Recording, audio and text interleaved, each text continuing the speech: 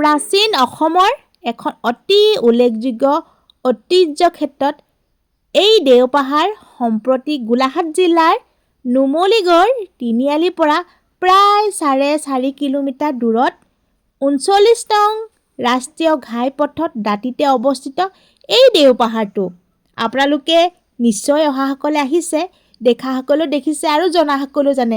মই যিটো আপোনালোকক জানো সেই জনাখিনি আপোনালোকক থুলমূলকৈ অকণমান ক'ব বিচাৰিছোঁ। জনশ্ৰুতি মতে এই বিশেষ পাহাৰটোক জৰাখণ্ড পাহাৰ বুলিও জনা যায়। এই অনুসৰি একালত মগধৰ ৰজা জৰাখণ্ডই শ্ৰীকৃষ্ণৰ সৈতে যুদ্ধ কৰোঁতে এই পাহাৰতে বাহৰ পাতিছিল।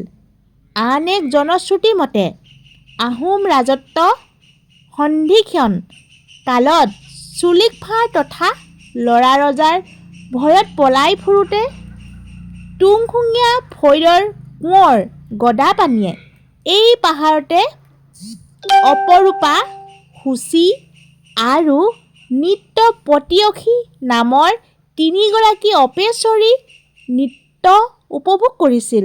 যিকেইগৰাকী অপেশ্বৰী নাচি নাচি দেও লগা ধৰণে শূন্যত বিলীন হৈ পৰিছিল, যাৰ ফলত এই পাহাৰটোৰ নাম দেওপাহাৰ বুলি সকলোৱে কৈছিল।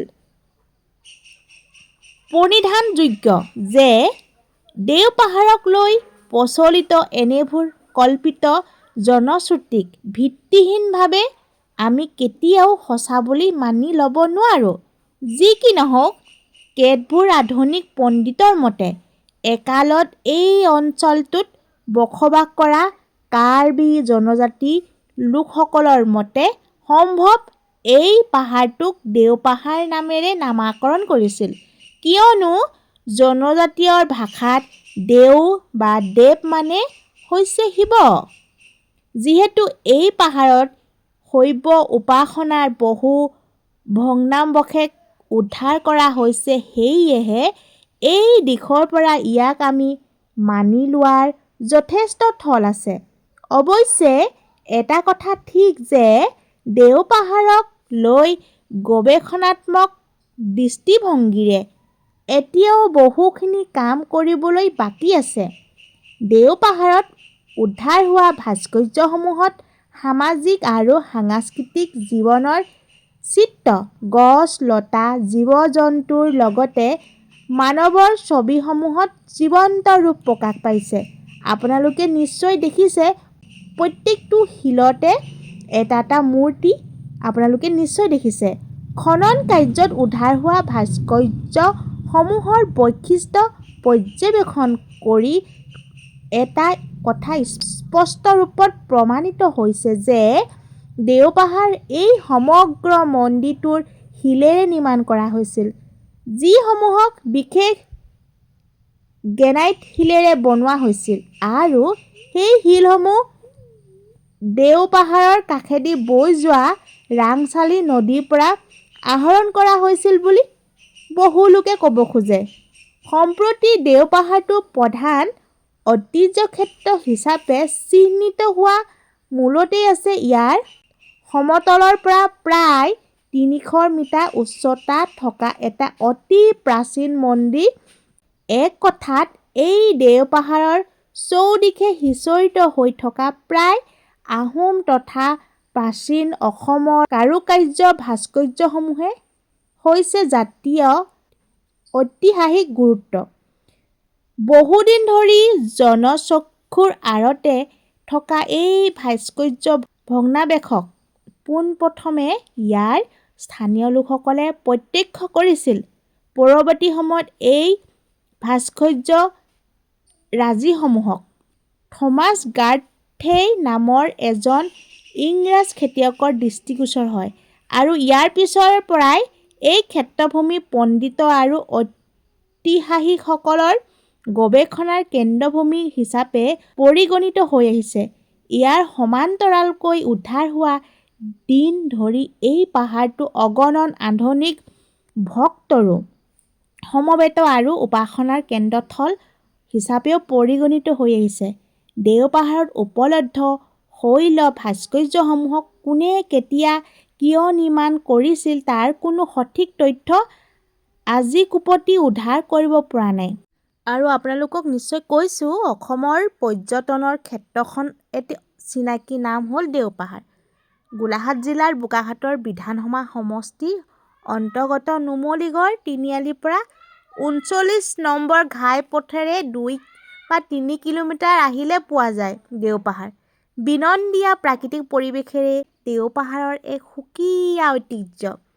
বহুতো মূল্যৱান গছ-বন লতাৰে আবৃষ্ট সেউজ তৃণভূমি দেওপাহাৰৰ অনেক জীৱ-জন্তু, চৰাই-চিৰিকটি বিচৰণ ভূমি।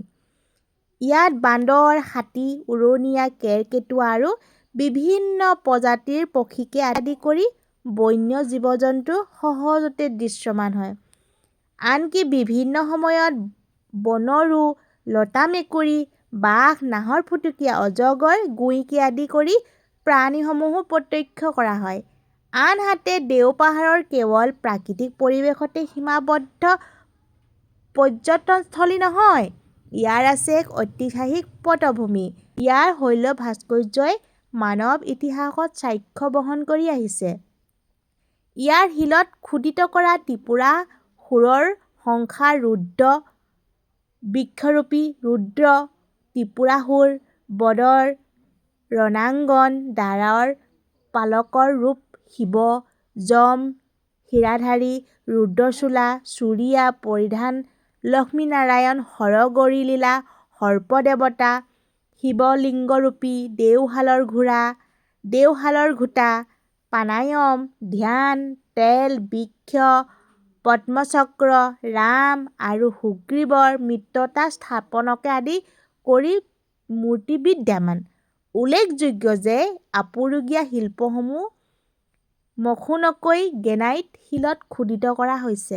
আৰু আপোনালোকক সকলোখিনি দৃশ্য দেখালোঁ। আৰু ইয়াত দেখিছে শিৱলিংগ, ইয়াৰ শিৱ বাবা মূৰ্তি আছে। সকলো ইয়াতে প্ৰাৰ্থনা কৰে, ধূপ-ধূনা জ্বলায়। আৰু আপোনালোকে দেখিছেই শিৱ বাবাৰ থান। তাৰপিছত আহি যিহেতু এই দেওপাহাৰটো পায় আৰু সকলো মূৰ্তিসমূহ দেখিছে, আপোনালোকক নিশ্চয় ক'লোঁ। আৰু কি কি মূৰ্তি আছে আপোনালোকে প্ৰত্যক্ষ কৰিছে। আৰু এই টিলিঙাটো বজাইছোঁ আৰু বাবাক দৰ্শন কৰিছোঁ। আৰু যিহেতু আহিবলগীয়া দিনবিলাক মংগল হওক তাৰে কামনা কৰিছোঁ। সকলো যাতে মংগল হওক বাবাৰ ওচৰত প্ৰাৰ্থনা কৰিলোঁ আৰু বাবাৰ ওচৰত সেৱা কৰিলোঁ।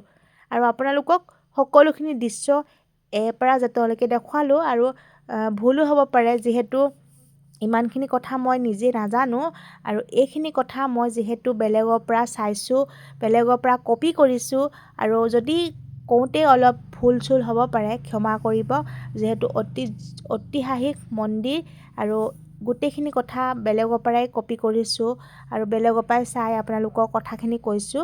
ভুল হ'লে ক্ষমা কৰিব। আৰু নহাসকলে আহি চাবহি দেওপাহাৰ বাবা থান নুমলীগড়ত উপস্থিত দেওপাহাৰত এবাৰ আহিব।